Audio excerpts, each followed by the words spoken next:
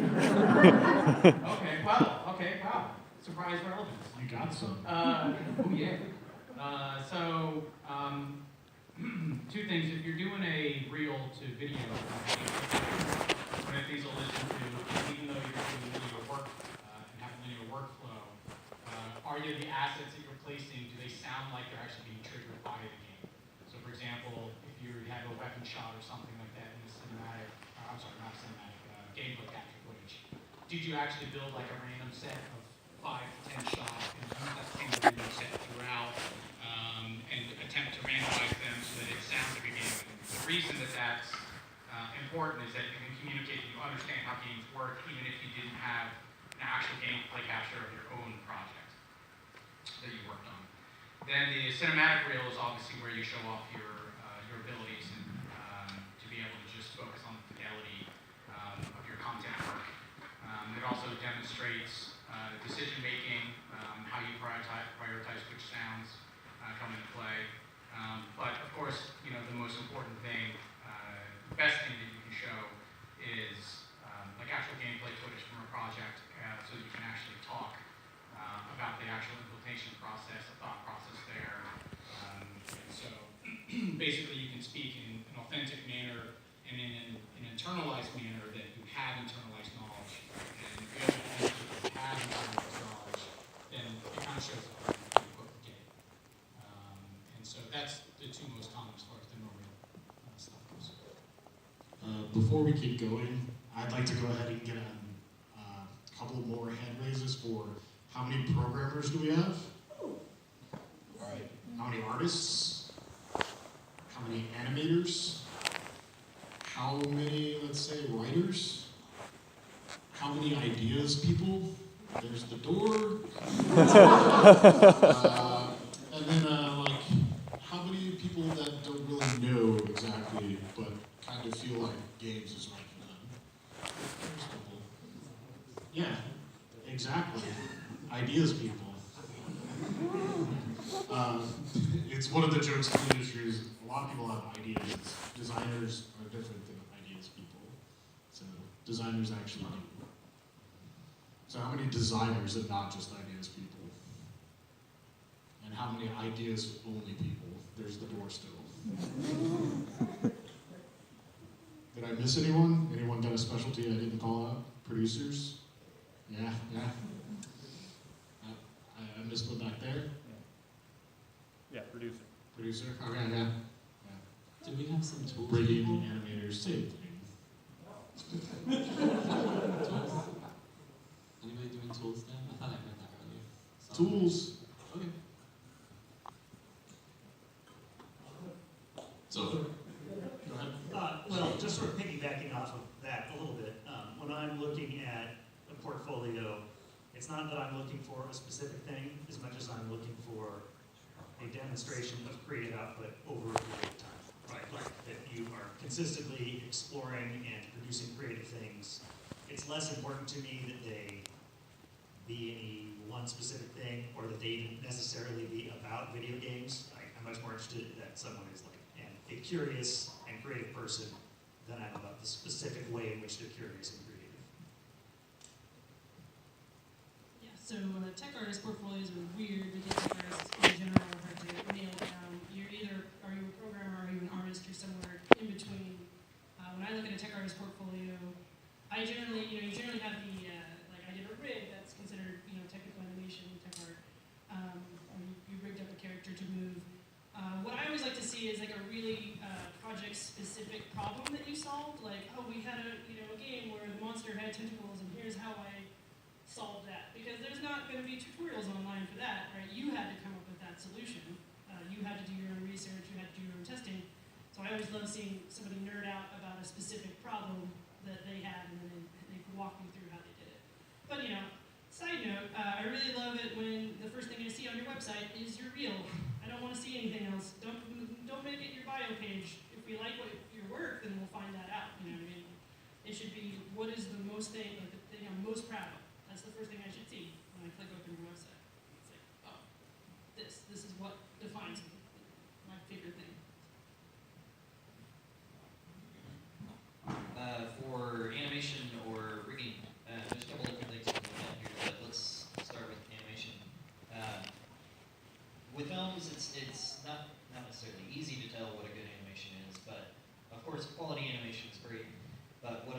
for with games is how well do different animations blend together. So how well does your idle blend with your walk cycle? How well does your walk cycle blend into your text and then back to the idle? What matters in games is the final product, not the individual animation. For rigging, I want to see how cluttered are your rigs? How clear is it to the animator what your controls do? What kind of tools or scripts have you written for the animator?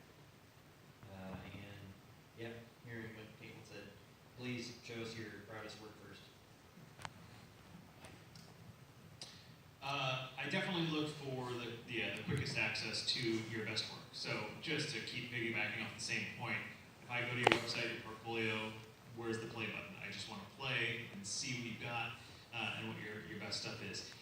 For designers, if it's level design, game design, like AI design, whatever it is, and everybody has their projects that they're working on at school, and so we tend to get sometimes resumes that have the same exact work and it looks exactly the same, and it's very unclear what you actually did for the project.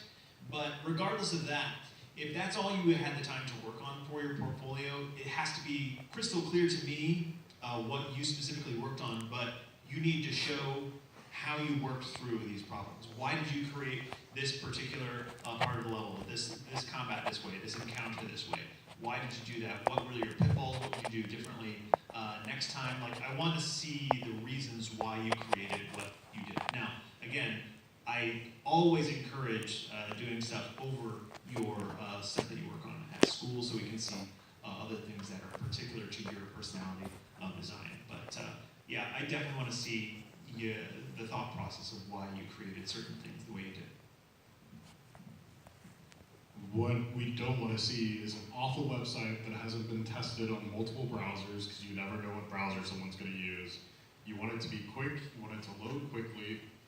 If it takes more than 30 seconds for me to figure out where to hit the play button, I'm probably already going to be going in with like bad news bears vibes.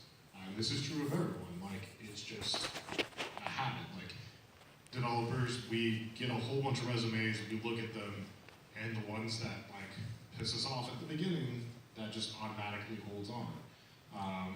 We don't like having crazy, like, huge, long 10-minute reels. We want to see your best stuff. If it's longer than 3 minutes, it's probably too long. And you should also probably be presenting, as Matt said, more stuff that isn't schoolwork.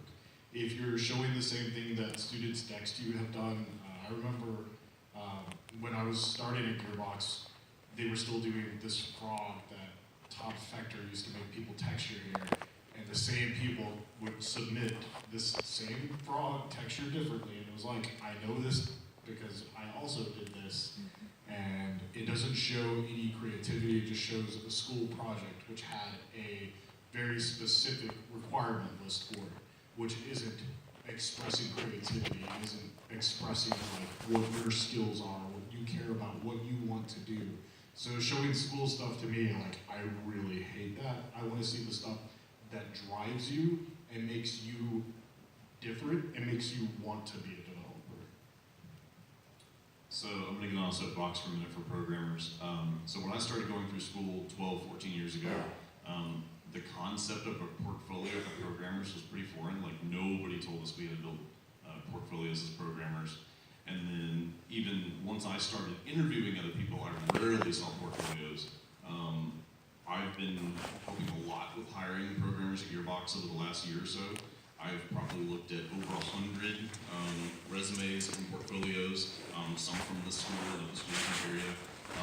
Portfolios for programmers are becoming more of a thing.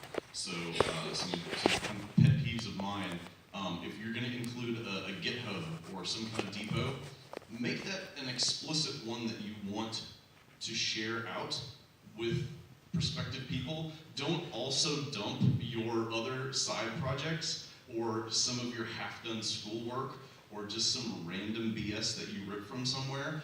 Keep those partitioned, please, because when we're looking at it, I don't know what you want me to see and what you don't want me to see. And chances are, if I see something you didn't want me to, it's not going to look good on you. Additionally, if you've worked through tutorials, through books or something like that, that's great.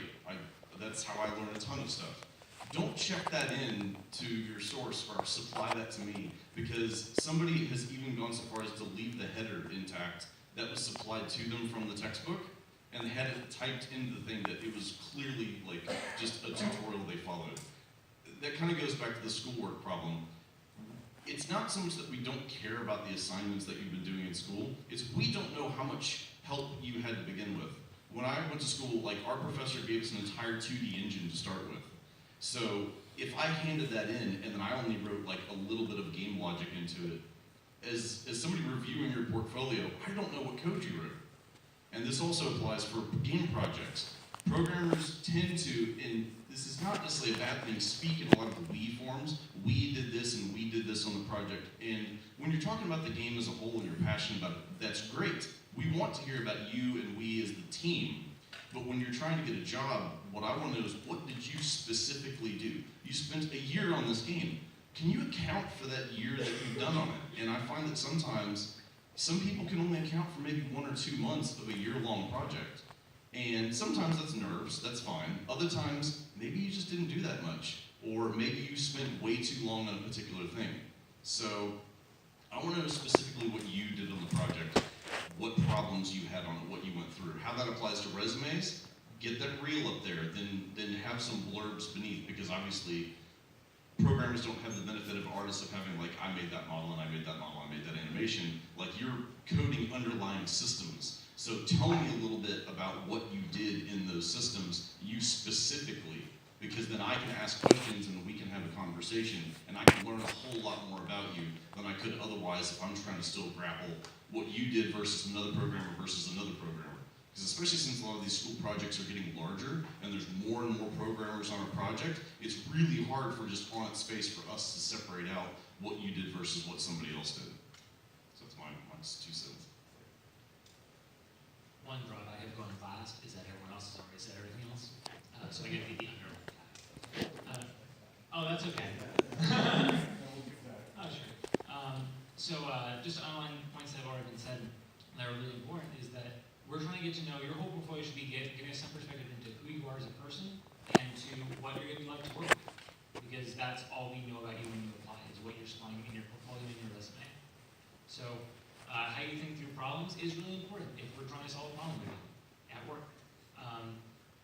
Your portfolio should be answering those questions for us, because when we're hiring people is a risk. Because if it doesn't work out, then we need to go through the whole hiring process again. So your portfolio and resume, your entire application package should be showing us that risk for us is very minimal to hire you on, because you're going to be a good person to work with. Because you work well, you think through problems well, and you jive with the rest of our culture. All right, good. One quick last note on this is for everybody. If you've worked on a game project together, I understand, having built a few games in school, you were extremely excited about that game.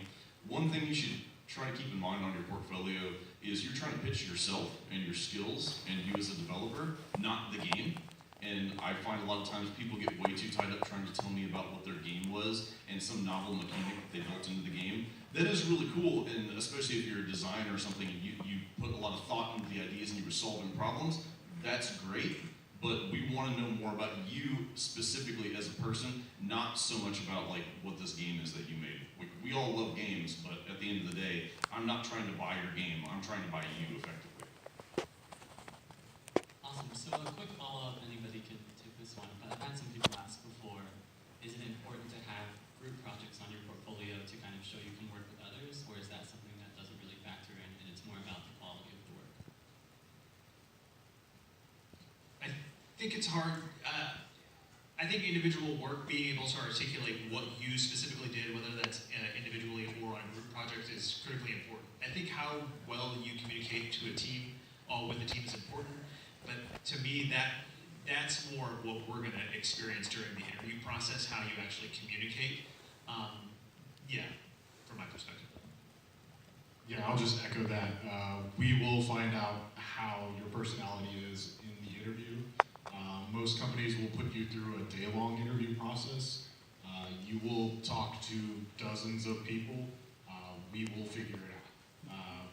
So it's important to show that you have had that experience, and especially with games, if you have like mod experience working with other people, like that starts to lead us down paths of questions to ask, like, have you ever worked with source control? Like, things that are indicative of teamwork, but it's not necessarily a requirement to put on any sort of portfolio or your resume.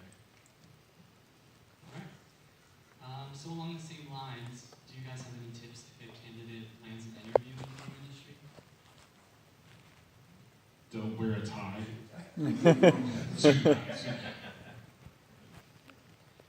One of the things I think can be most beneficial is, it's important to be authentic, but even more important than that is that wrapped within your authenticity is kind of a casual confidence.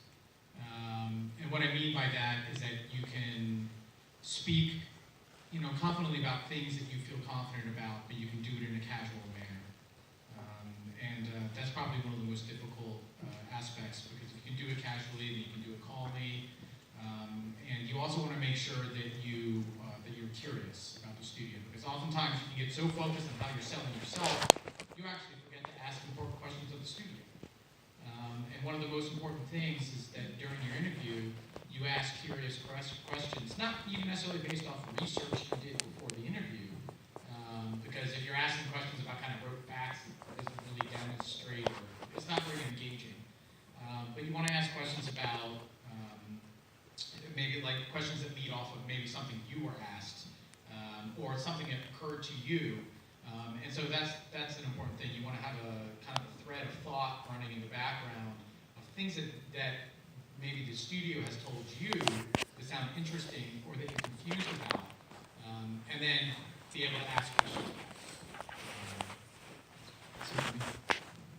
My advice would be, don't be afraid to say, I don't know.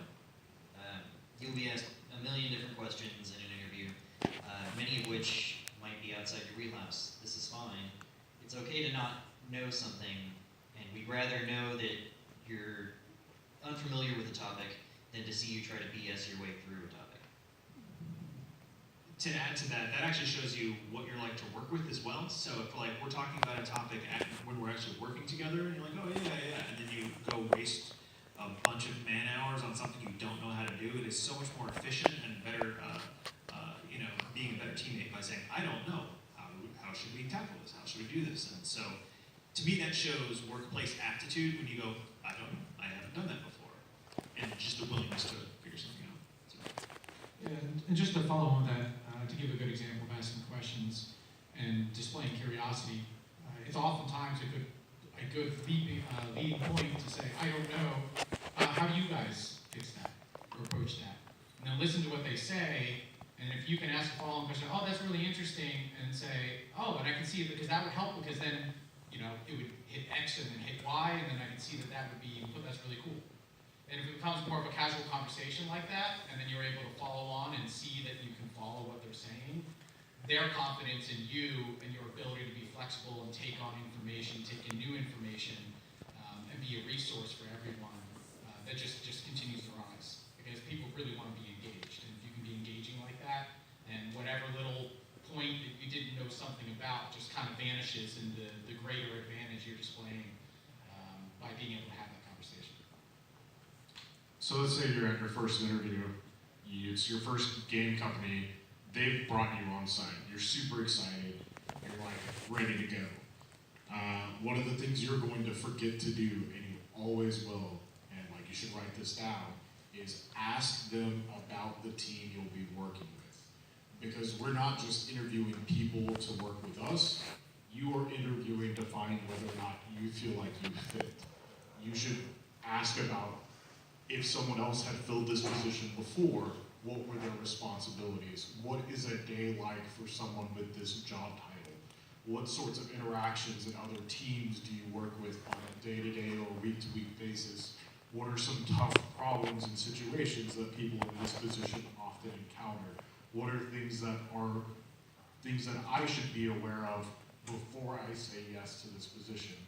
And asking those kinds of questions can help you find out if you are just like starstruck by your first opportunity rather than, oh no, this is the right job for me. Because making games is fun and it's about making entertainment for other people, but you have to make sure that the process is fun, and if you're in the wrong position, that can really suck. So, one additional note. I always think it's funny when I run into people and they're like, oh, you know, I want to make games, and they get like super nervous talking to me and like acting like I know everything. I'm like, I don't, I'm just a nerd like you, you know, like I like games. If you literally just start talking about games with us, you know what I mean? Like we'll be like, yeah, oh my god, I played that, it's so cool, you know. But just remember that we're you at some point, and we all love the same stuff. So like it's like to harp back on what you said about being engaging. If you literally show, like, this is your passion, not only do you want to make them, but, you know, you think about them all the time, you're bound to find a few faces in the room who, like, light up in a similar way. And they're like, yeah, I love that game. There's bound to be a few that maybe don't play games as much, but for the most part, you're going to find, you know, footing there, and it's going to be super, like, you know, you're just going to be like, oh, yeah, we're all the same. We're all just a bunch of nerds. Bunch of nerds. Something to note for interviews, at least with Gearbox, I'm really proud of like how Gearbox handles its interviews. Interviews should not be adversarial. A lot of companies, I think, try to do that. A lot of interviewers try to pride themselves on just kind of basically being assholes to interviewees and asking like really hard or obscure questions or yeah, like you hear about some of these interviews too, like these insane questions, these grueling whiteboard exams or something. I can tell you, as across from me, I am your cheerleader. I want you to pass because I don't want to see 20 more people. First of all, that's a part of it. Like, and then the other thing is like I brought you in this far because I believe you might be what I'm looking for. You might be the person that I want. I am not trying to tear you down into the tiniest composable bits. I'm not a drill sergeant. I am just trying to find out if you are going to be the correct fit for the job, because if I don't do my job correctly, it's a failure all around. Like, I failed by bringing in somebody who potentially couldn't do the job. You can be a great developer, but if you're not a developer that fits the role and the requirements that we have, like, that's still not great. And that's not great for me, and that's also not great for you, because all I've done is set you up for failure. And that doesn't help anybody. That's not getting the game made. That's not helping the process. And so when I brought you in, I'm asking questions. You saying I don't know is not a bad thing. And if I'm being a good interviewer, I'm gonna be like, okay, well, let's talk through it. Let's work through the problem. Like, I'm gonna ask questions in an interview that are gonna be like have obscure correct answers that maybe 1 in 10 people have heard. And if they give me that 1 in 10 answer, fine. But I kind of don't expect you to know everything, and I want to have a conversation to see what is your process for digging yourself out of these holes. Because that's what every single person up here does every day, is get shoved with like a ton of problems, a ton of fires. We dig ourselves into holes, and we just have to figure out every day how to dig ourselves back out of them. He's absolutely right. We have a person on our team that got 1 question right on their entire interview, but they talked through the process of every single thing, and it was exactly the correct way. Like, maybe they didn't know the answer, but they're like, this is what I would do, and that's why we hired them, because their process was correct. It's not about having the right answers, it's about having the right attitude. All right, so given your specific disciplines, are there certain softwares that students can start learning to prepare for a portfolio or a career? And are those different from softwares you would use in your career? No. No, there's plenty. There's plenty. It really depends on who you're talking about, though. So the kind of programs you use if you're a designer might be totally different if you're an animator, right? So we should probably break it up by discipline as well. All of them. Something to be clear, Unreal itself is not a tool necessarily you should beat your brains out trying to learn. I care about, as a coder, how well do you navigate through Visual Studio and or whatever code ID, and how well can you code what's behind the engine? You can be the best blueprint coder in the world, but if you can't write C++, we're not going to have a good conversation. So familiarize yourselves with those tools, not necessarily engines.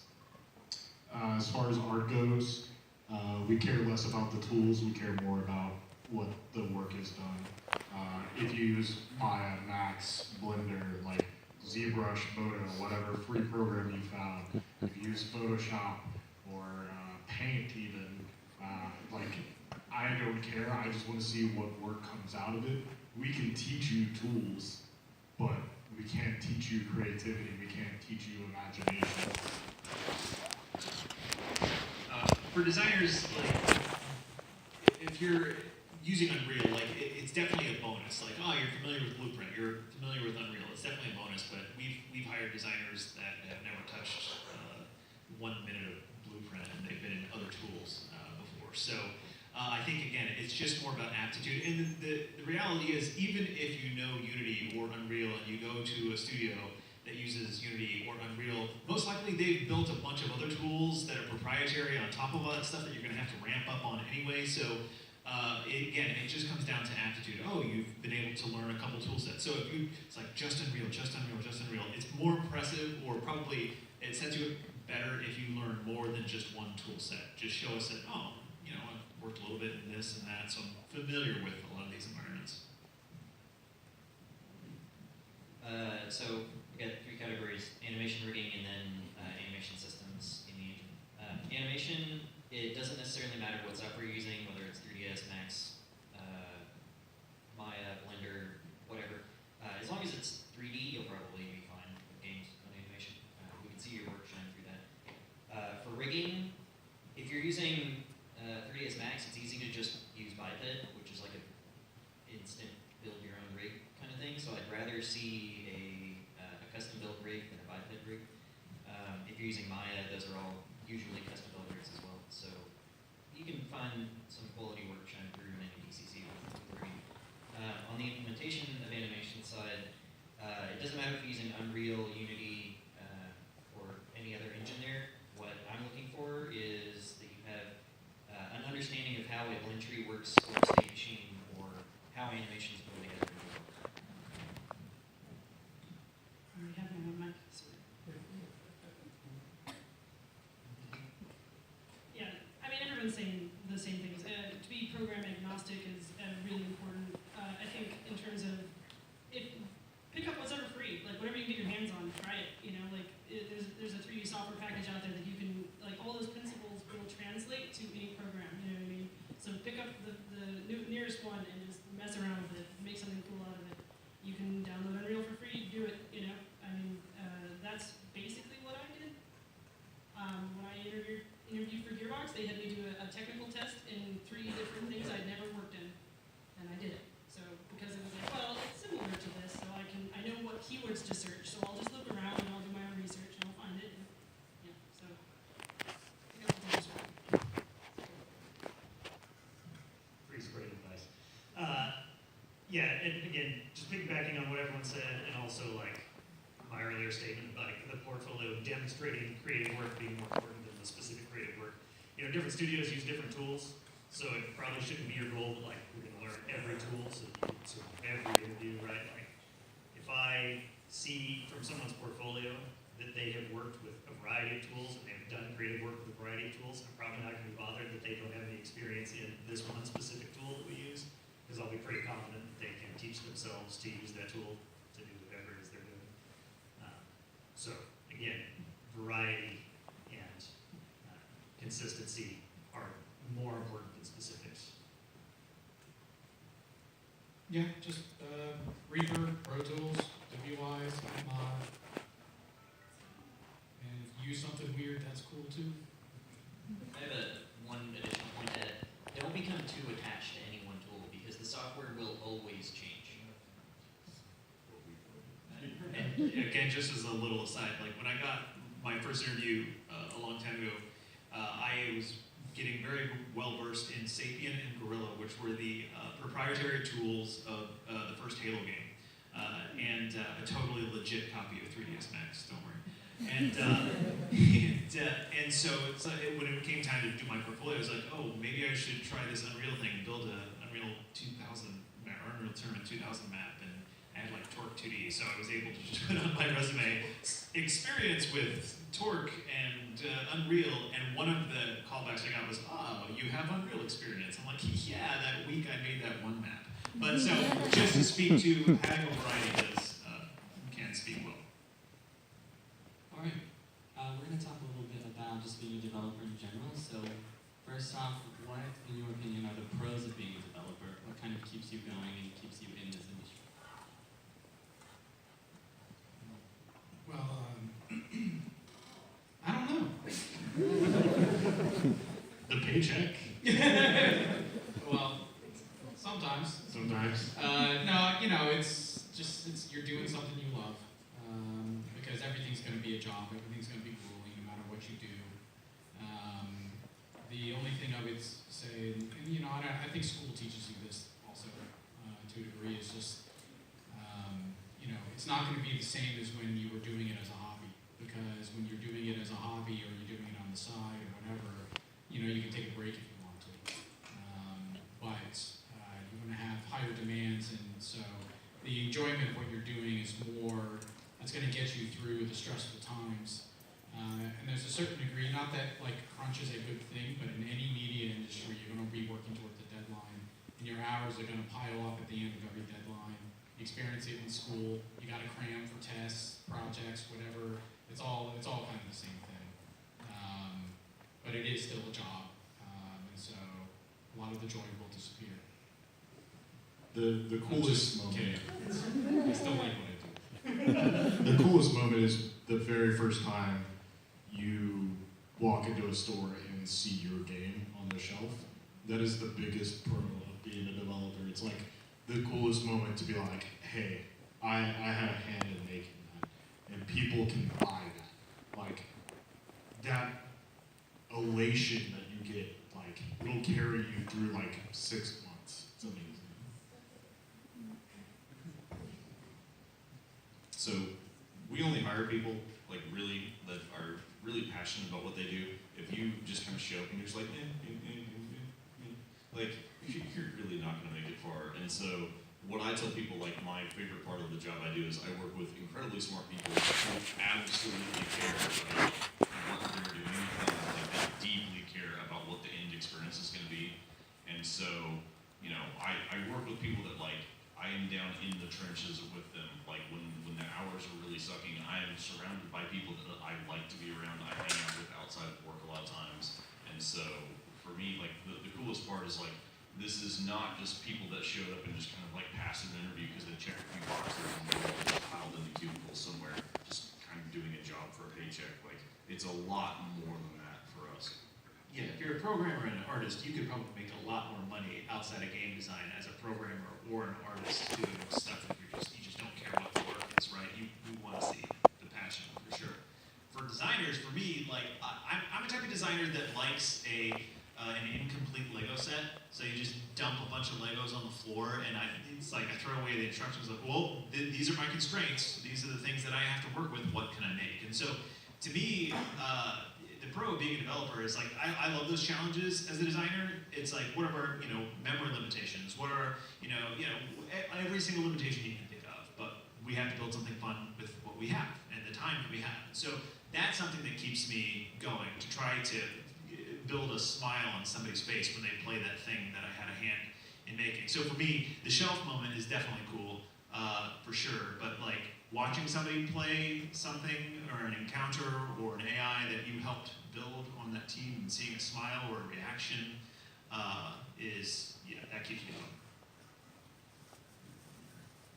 For me, it's continually raising the bar on my own goals.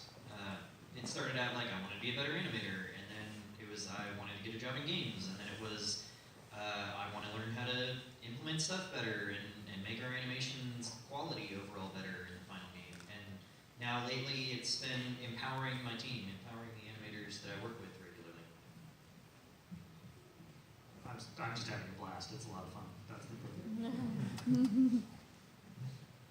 Yeah, watching people play the game is probably my favorite thing. I went to PAX a couple years ago, and I call it being a creepy dead, where I just sort of watch people and just oh, she's smiling, she likes it, yay, just sort of bouncing around in the background. That's definitely a lot of fun. But also, yeah, just interesting challenges that always happen. Technology is always moving, so therefore you always have to relearn new stuff, cool things, graphics. And then just random aside, because the industry's not that big, I know a lot of people working on a lot of really cool stuff, and they can finally tell me about it. They send me things, right? And they're like, oh, I just, finished up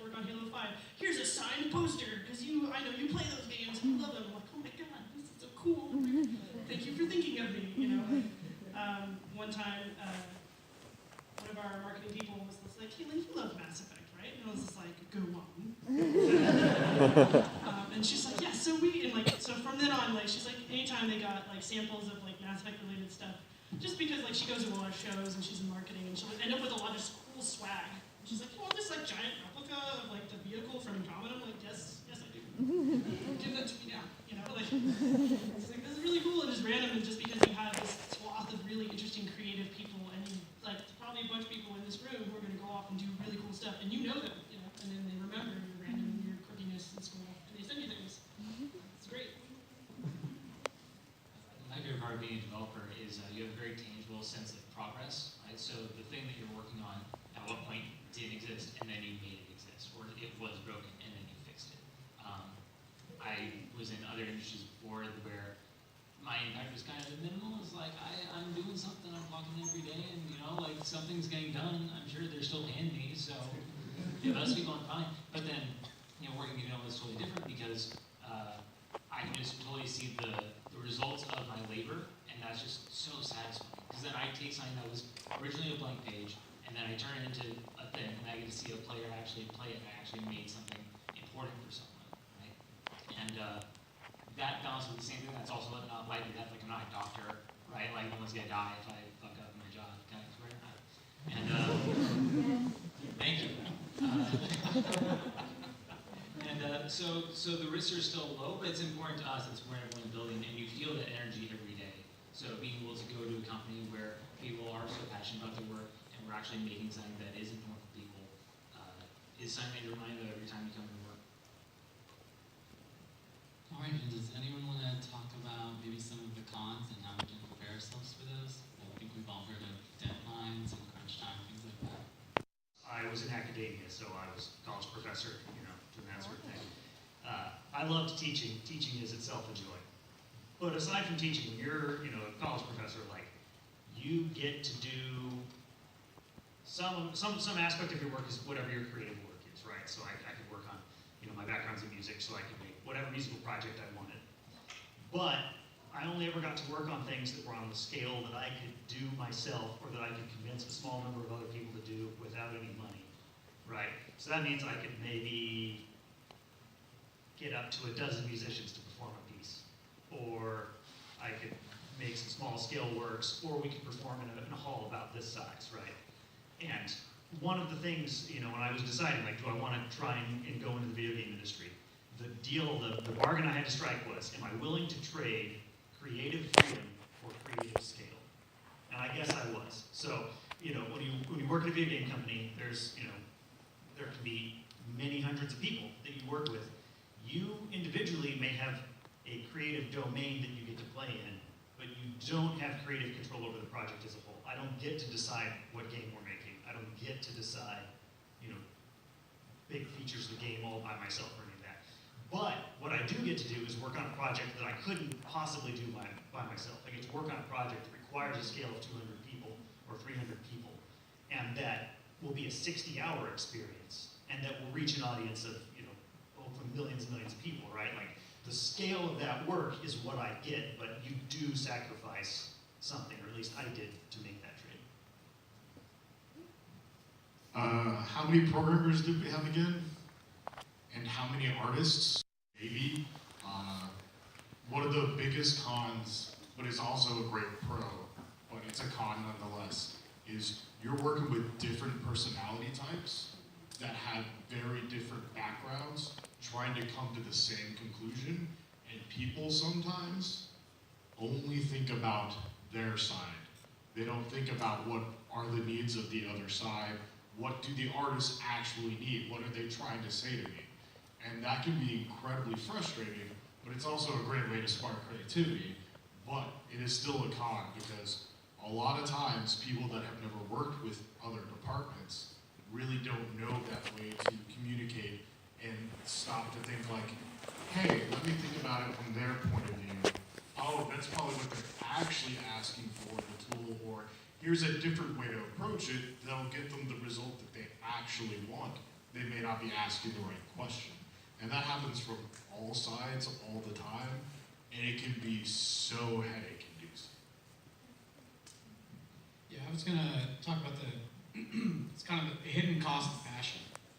And what that means is that, passion, and like we're talking about, it's one of the most singularly most important parts of getting the job. And it's also a quality that can really fuck you once you have it. And what that means is that your passion can be blinding. Your passion can give you tunnel vision. Your passion can cause you to not be able to let things die that really need to die, especially if it's your baby. I make jokes about, killing your own babies because the people who are really highly valued have the capacity to do that. To be able to step away from your passion for a moment and get perspective. And it's something that I don't often hear a lot of panelists talk about. But it's definitely something that I see constantly at the studio, and no one's immune from it. Even seasoned people, even people like myself, sometimes need reminders from other people to take a step back. Because at the end of the day, when you stop and you look at the feature that you were totally invested in, you take a step back and you look at the rest of the game. It doesn't need it. It really doesn't. And it's a problem across almost all the scope increases and things getting out of control and out of scope. I fathom that you can probably trace almost all those problems back to someone who wasn't able to let it go before the time they needed to let it go. And once it gets too late, cutting that thing becomes as difficult or more difficult than trying to finish it. And then you're really in, I don't know how to say it, but both hands are full of shit.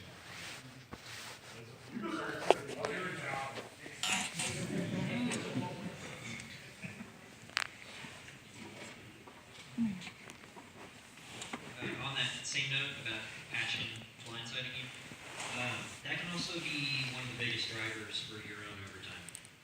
A lot of people will talk about overtime in the industry, and it can be an issue, but it's not usually that they come down on high going, hey, everybody has to work this many hours this week.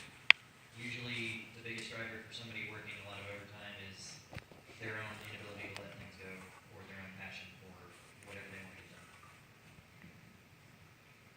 Case in point, me.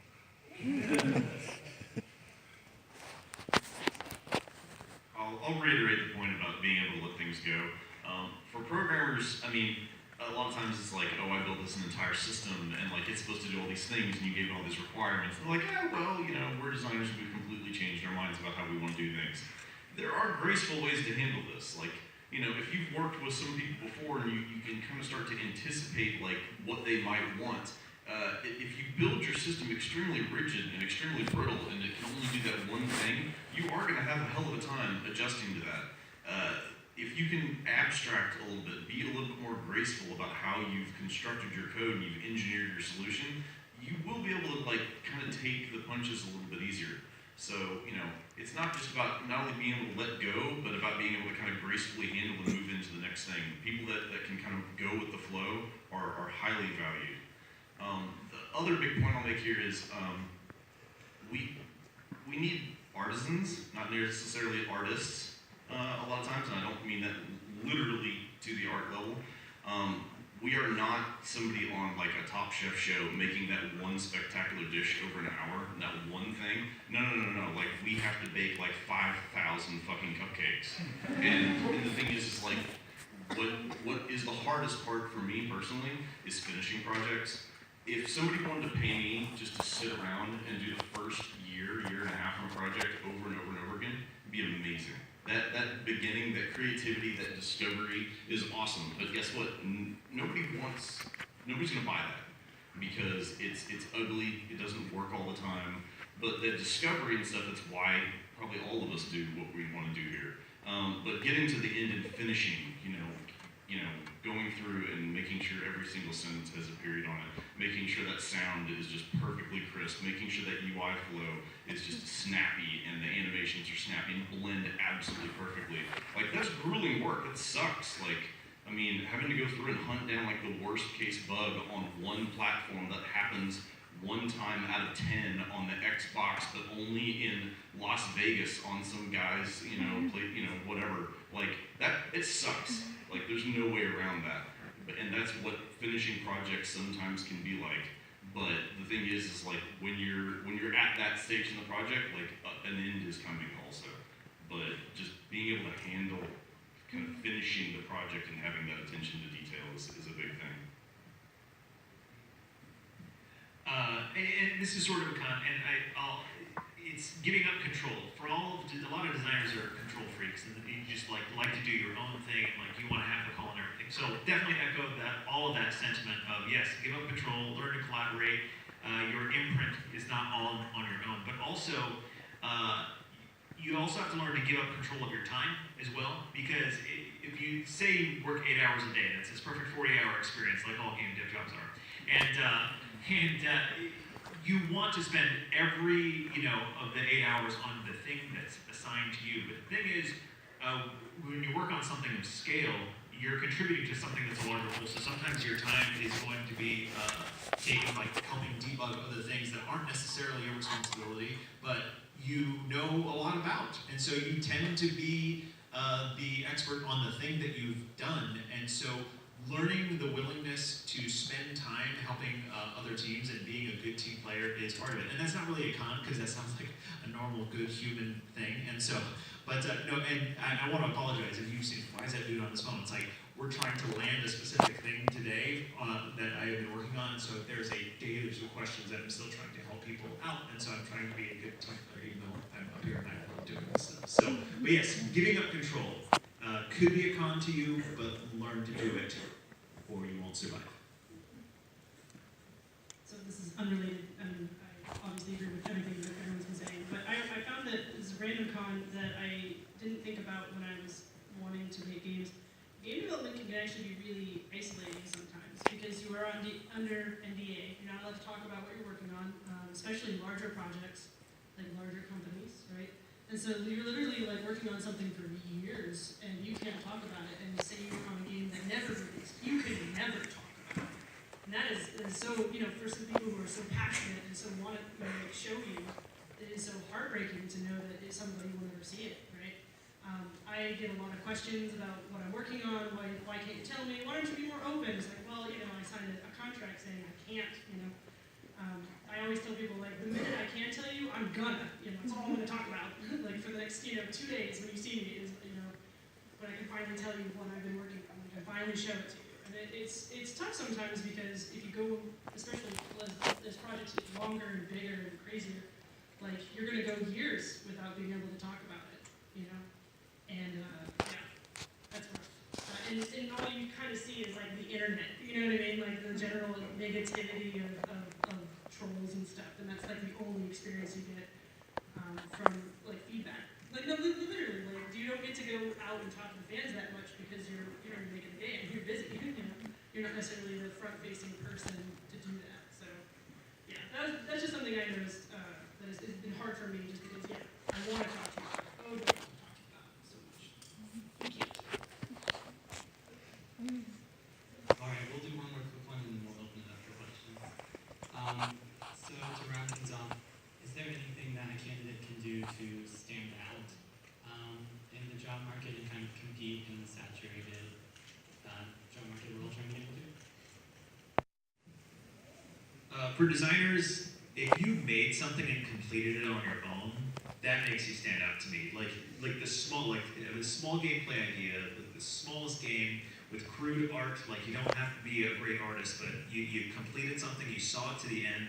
I can download it and play it. To me, that makes you stand out. Like, you can have cool level design, work on cool combat or something, and you show that. That's great in portfolio. But showing that you've finished something on your own can help you stand out right at the front for me.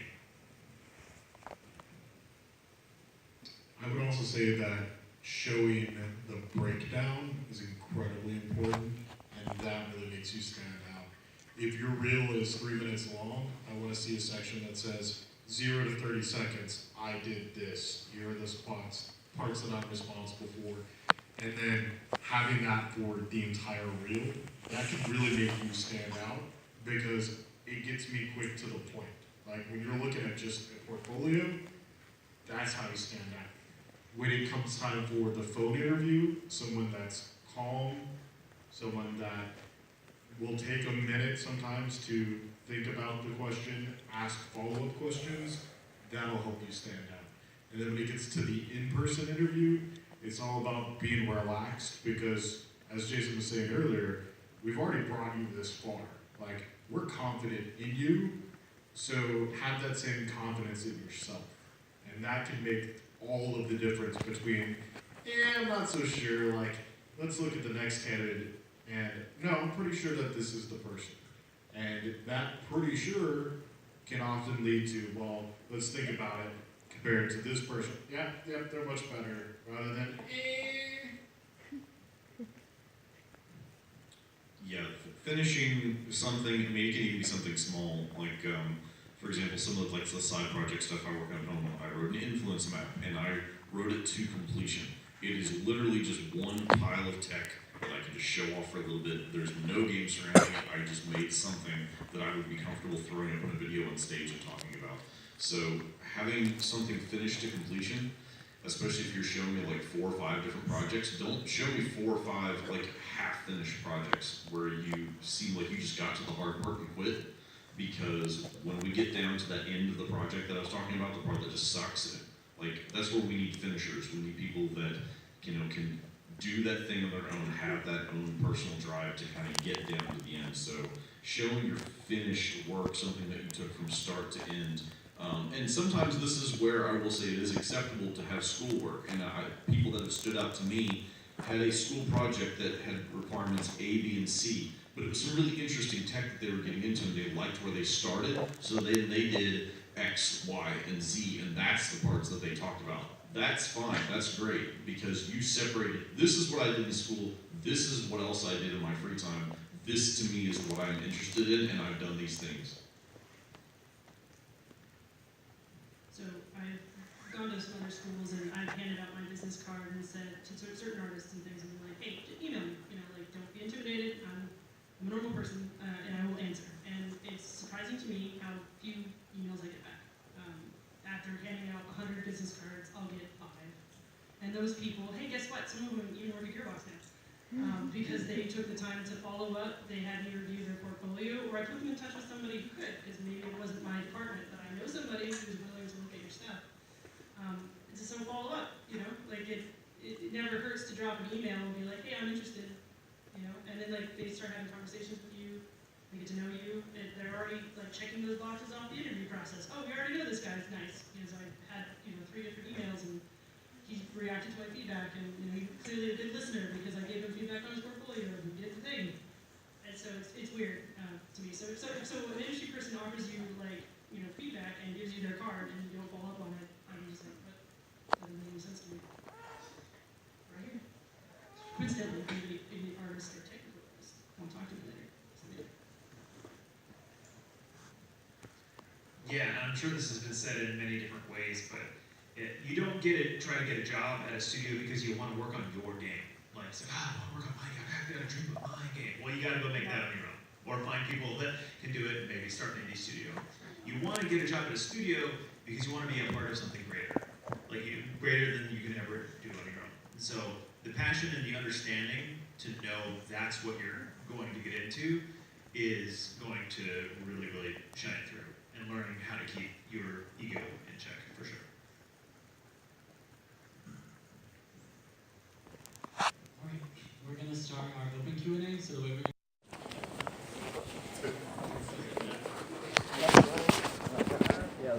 You're right.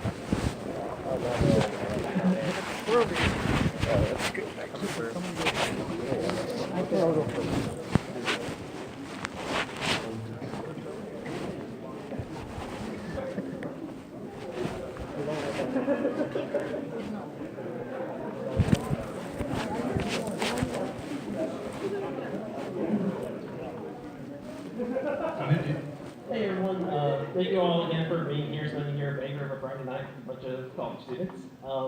So as somebody who is an aspiring producer and wants to help lead and manage teams, and following up with your situation of, hey, crunch time's coming up, deadline's coming up, everything's going crazy, morale is low, what's a good way for leadership to help maintain morale during that time? So I'm assuming like company paid pizzas and snacks can only go so far.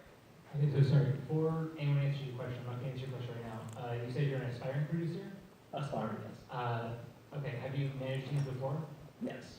You're a producer. You're not aspiring. None of you should be referring to yourselves as student or aspiring or anything. I was in your shoes a year ago. Like, I'm very quick on that. Just, you are whatever you are. You have the skills you have, and that's what you can do to your company. Don't sell yourself short. Don't make it easier for people to write you off, because you have things you can do to these companies. So, producer.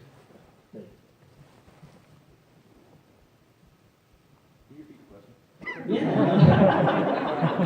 So, you know, when the going gets tough get going, crunch time, deadline's coming up, morale is probably all over the place, generally low. What's a good way for leadership to help maintain morale?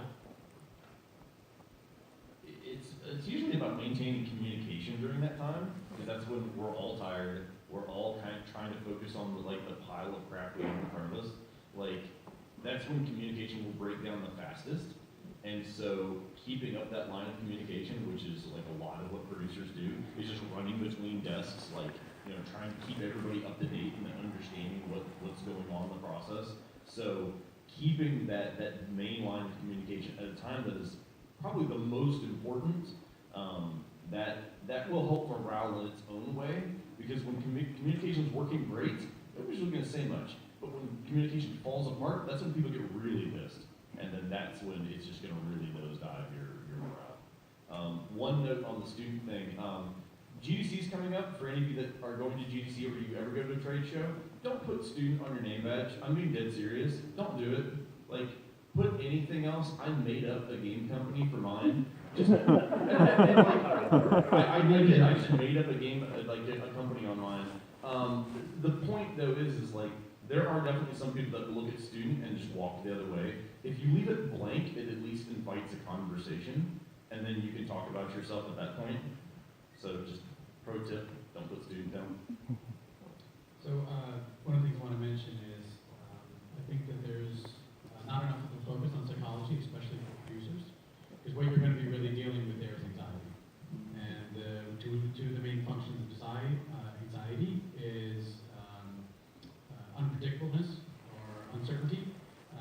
So that would be surprise tasks. When you're already loaded up with tasks, it's a surprise to the task that produces most of the stress. Sorry. What's that? Sorry. Oh, that wasn't a surprise. Okay, good. Go ahead and props. So anxiety, right?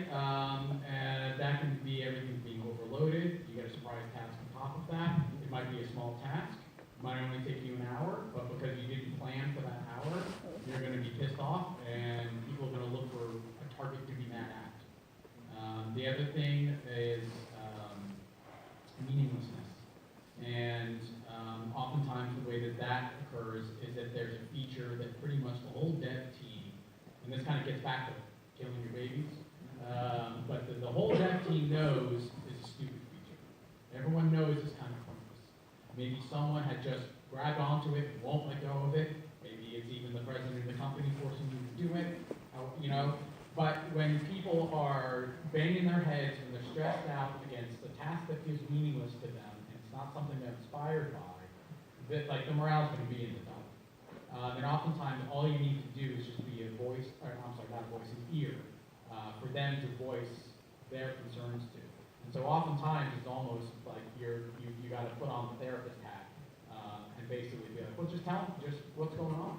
And oftentimes they don't actually need you to fix anything.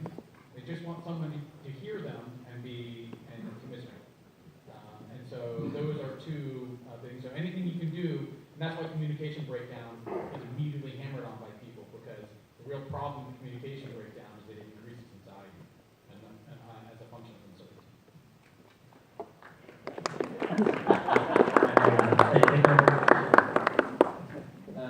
I had an additional answer to that. Okay, never mind. No,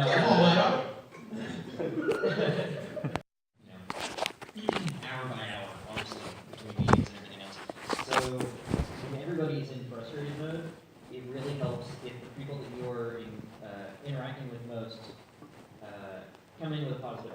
even if they're stressed out themselves, seeing somebody have a smile on their face helps you put a smile back on your own face. And just generally keeps the air a little lighter. Yeah, especially towards the end of development, I want my producer to go to bat for me. I want to feel like they are 100% in my corner and fully understands the scope of what's left. So when people inevitably come with scope creep at the end of a project, it's like, oh, well, we actually have to have this. I want my producer to fully understand the tasks that are left and the scope of what's left to go, oh, okay, you want this, well, that'll take this much time, so what do you want to cut? Like, I don't want to have those conversations as a content. Fully understand what's left. That'll help my file stay on point.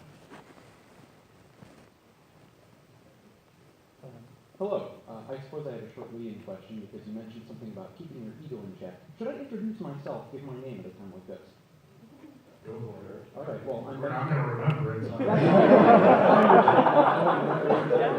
Do you remember any of How did that feel? I know his name is Peterson. Yeah. Well, I'm Benjamin Jacoby. I am a writer/artist, and I just wanted to know, at the juncture of starting school, when you're not exactly into the barrier of the industry yet, you mentioned having scope of keep that your scope of projects when you're associated with a company and he said academia is relatively small.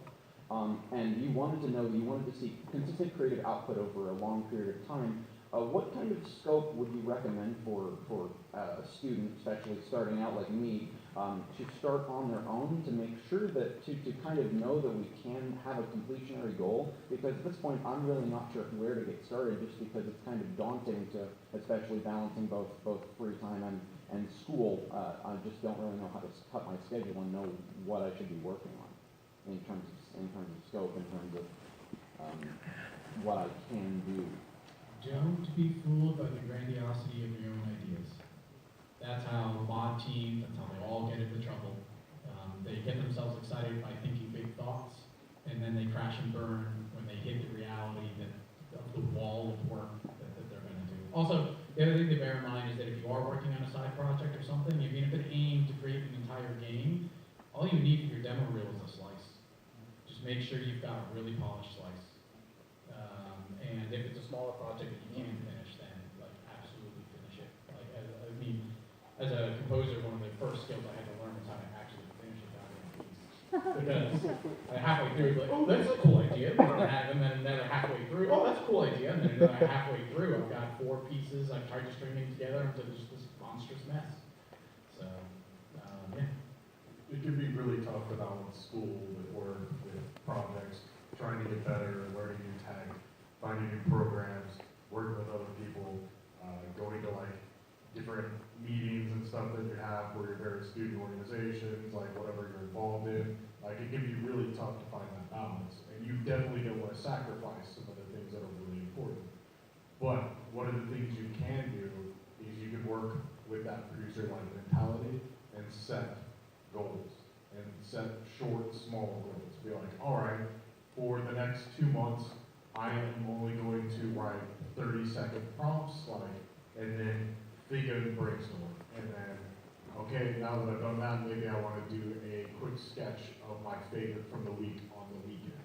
And starting to do little things like that, or finding other events with other people that are I don't know, when you're of age, there are things like drink and draw, where you can go and draw with other people at the pub. You can start those sorts of things and just be like, all right, here's what other people are doing. Maybe I can piggyback off that same sort of cadence. And it's about finding the cadence that works for you with your individual life situation, because finding that rhythm, getting into it, that's what you're gonna find actually kicks off creativity. Because a lot of times it's, I know what I'm doing, this is what, I'm going off on a tangent. And that's the creativity. Because you're like, oh, well, I want to do this, but here's my scope. Well, you can break that scope, but setting it up and setting yourself up for success will go a long way, even if it's the smallest success. And you're just thinking of something daunting, it's so daunting to think of something you're doing. You think of the smallest possible game as a writer think of. And some people get super snotty about like game engines that are super easy drag and drop, like Game Salad or like Game Maker. Like,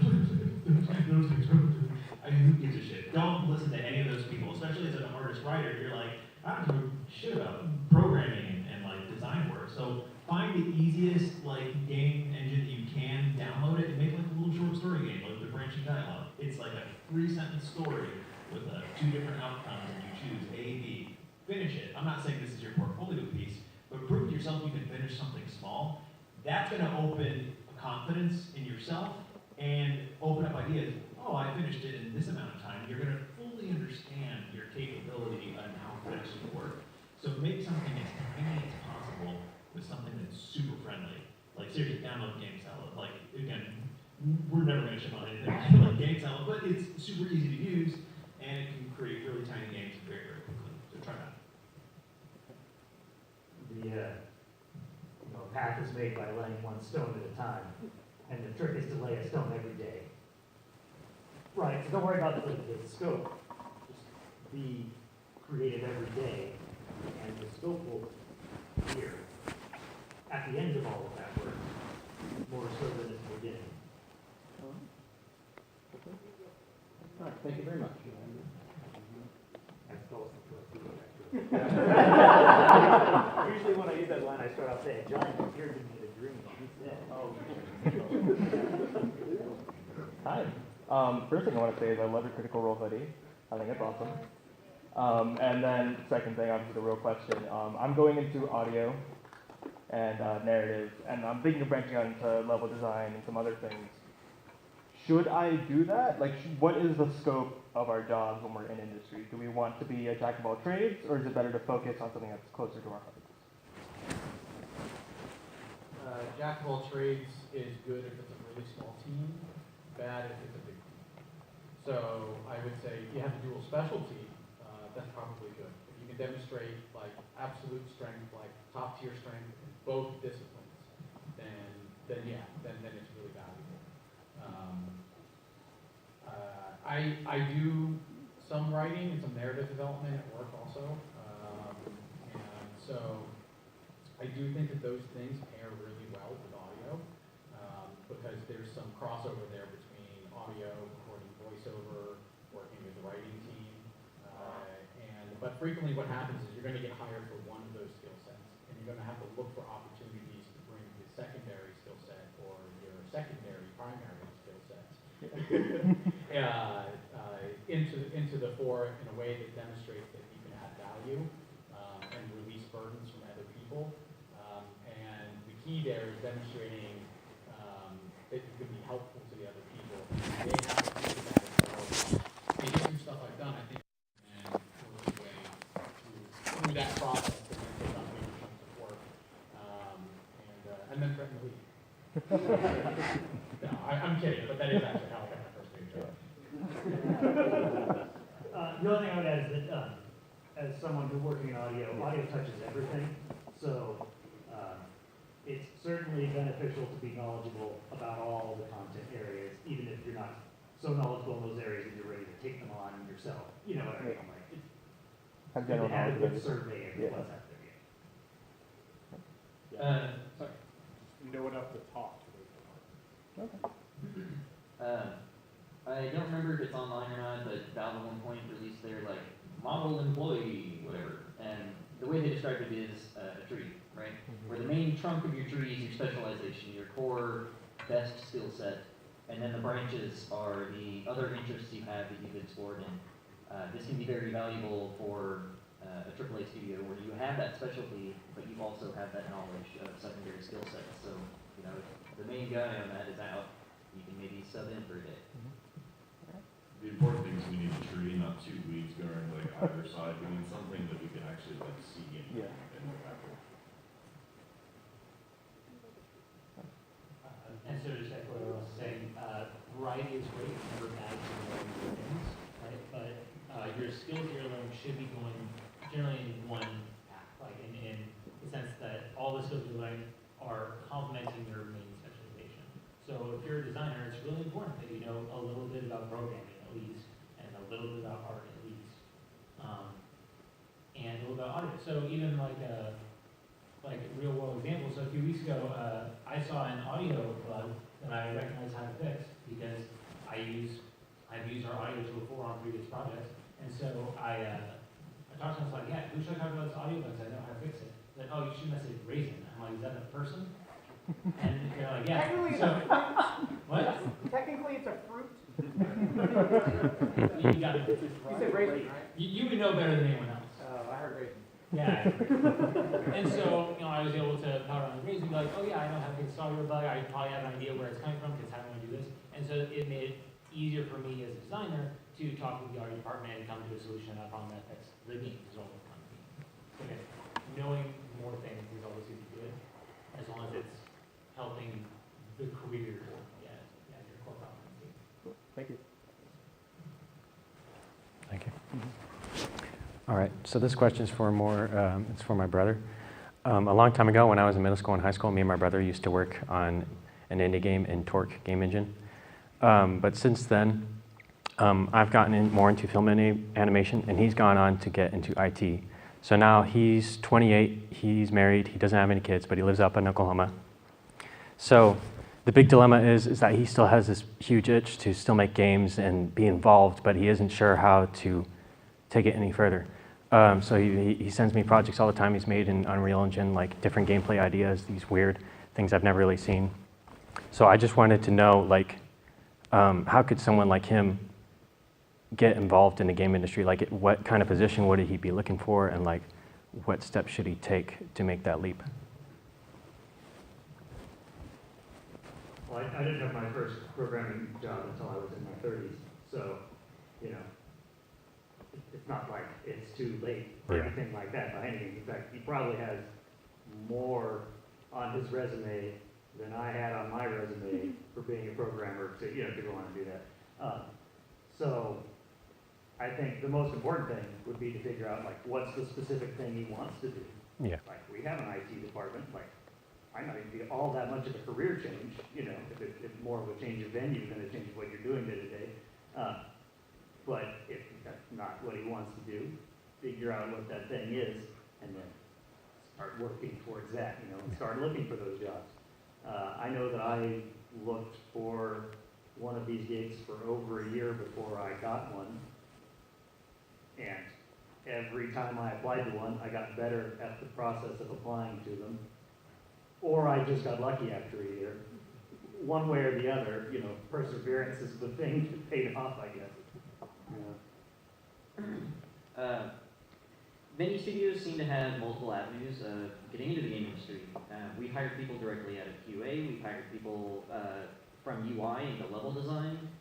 There's many avenues into getting into the games industry. So if your brother wanted to start in IT but continue polishing his skills in programming or design or whatever his fancy is, there are probably opportunities through that IT field to then move into different branches.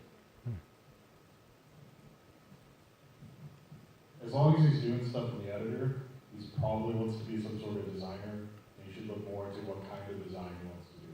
Does he want to do mission design? Does he want to do creature design? Does he want to do level design? Like, if he's doing editor-related stuff, there's generally things that people tend to enjoy the most and can focus on. Be it if he likes doing materials to make things like look cool, or to make levels to be like, here's this cool thing. And even if it's just like an amalgamation of those, it's probably design. And in that case, he can look for the specific kind of design positions, go into like forums and just be like, hey, what are other people doing? Look for inspiration to help build up the portfolio, because school isn't a requirement for developers. Having a degree isn't a requirement. It's all about what you present to us in that portfolio. And if he's got a portfolio that shows what he's looking for and is good, we'll look at it. And if it's something that he's passionate about and finds the things that he really enjoys doing, that can lead him to making something that is good by our standards. And a note about specializing within design, because design is such a huge discipline, and different companies call different things the same thing, or same things different things. One way that I found my specialization is just go to job postings or look at credits in games and find a title that sounds interesting, look up what they do, and find ways to make portfolio pieces that match what they're looking for. And so if you, I think Sony as a combat encounter designer, right, if that's interesting to you, maybe you won't be able to apply it right away, you don't have encounter design on your portfolio, but you can start on that path and start specializing. I want to do more encounter design. What does that mean? And then you build up that kind of portfolio, then the next time a combat designer or encounter designer comes around position, then you can apply to that and you'll have the skills set up for what kind of thing you're looking for.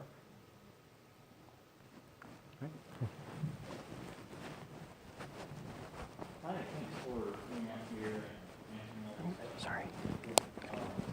So I was wondering, as a visual artist in visual games, looking at the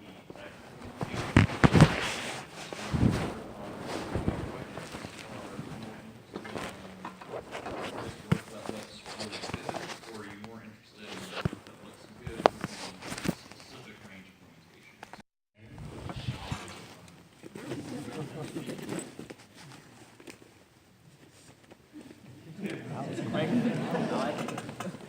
Hi. So I was wondering what you think the best way to format, describe a programmer's portfolio is, because I get that you guys look for like how we talk